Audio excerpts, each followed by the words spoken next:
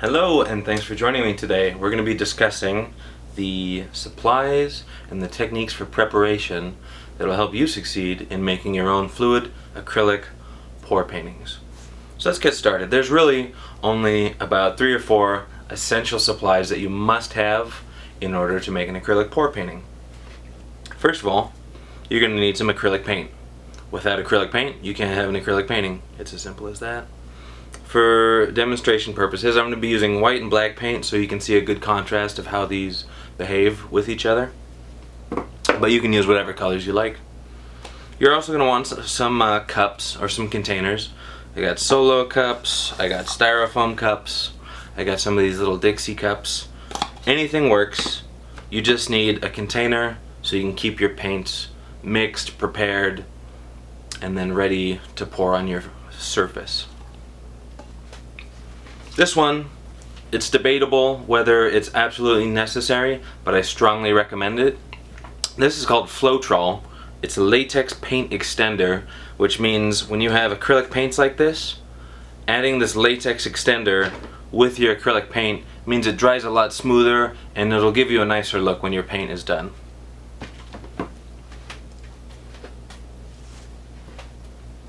One more thing you're going to have in order to do one of these paintings is a surface. You can use canvas, you can use wood, like I've got back here.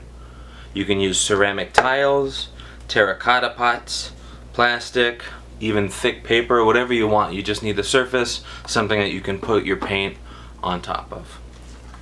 I'll set these off to the side. Now, these are the essential items that you're going to need, but you might want to get some extras.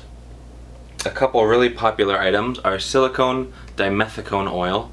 The links and names of all these items will be listed in the description.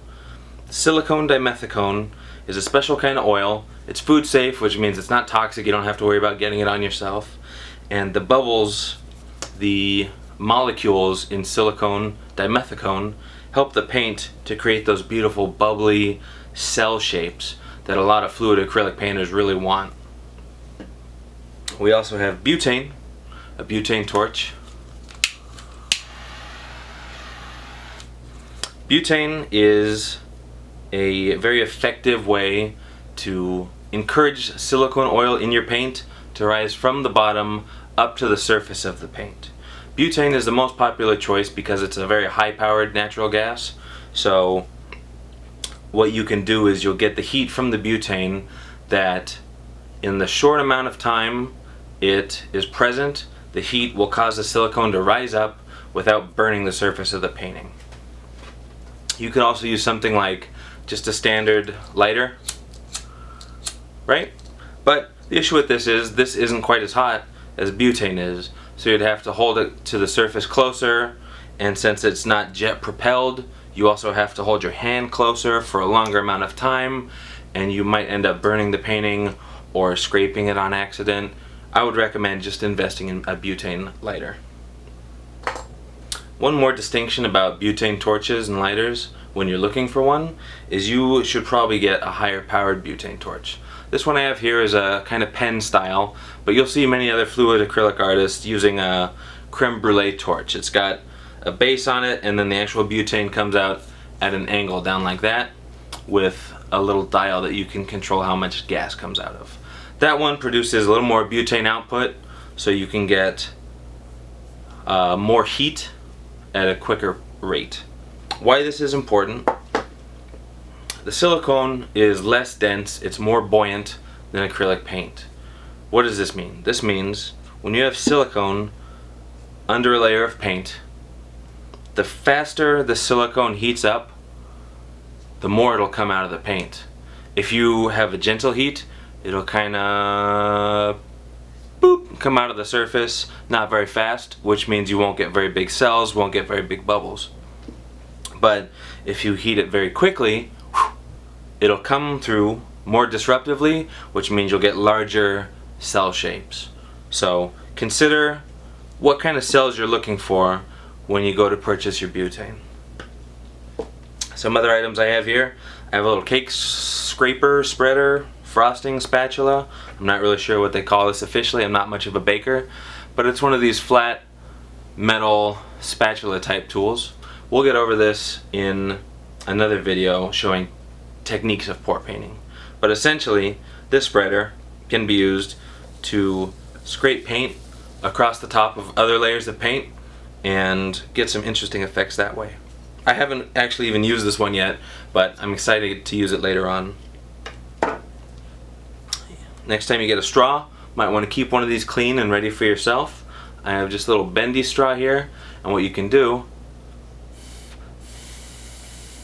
if you can hear, you can blow through these. And what that does is you can blow paint when it's puddled up on top of your surface. You can blow the paint and you'll get these wavy kind of explosive textures and colors to it. These are especially effective when you're doing puddle pours, as you'll have a large surface area of paint with a lot of different colors stacked on top of each other. And blowing on that is a great way to allow the paint to interact with itself. I also have a strainer, just a clear or a mesh steel strainer. And this is important because, at least with Floetrol being a latex extender, the latex can kind of gum up and get a little rubbery. Not in big doses, but there's little bits here and there. So when I pour out my Floetrol, I usually run it through one of these strainers so that I don't get clumps in my finished painting. I definitely recommend this if you're going to go with this pouring medium. I also have a funnel here, which I'll be using again when I'm demonstrating the different techniques used in acrylic pour painting.